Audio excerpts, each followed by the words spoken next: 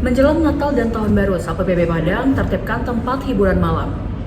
Menjelang Natal dan Tahun Baru, personel gabungan Satpol PP Kota Padang, TNI, serta Polri melaksanakan pengawasan terhadap sejumlah tempat hiburan malam di kawasan Padang Selatan. Pengawasan yang dilakukan di sejumlah tempat hiburan tersebut dilakukan pada Rabu 18 Desember 2024 malam.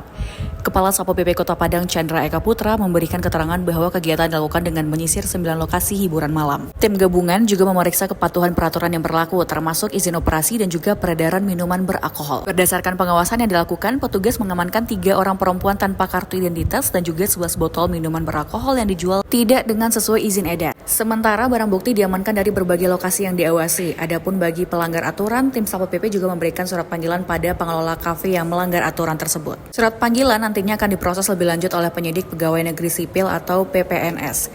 Tujuan dari diadakannya penertiban ini adalah untuk menjaga ketertiban umum dan ketentraman masyarakat, terutama menjelang momen Natal dan juga Tahun Baru. Kegiatan ini juga menjadi langkah preventif terhadap potensi gangguan keamanan dan juga ketertiban di masyarakat. Kegiatan penertiban ini akan terus dilakukan secara berkala untuk memastikan Kota Padang tetap kondusif.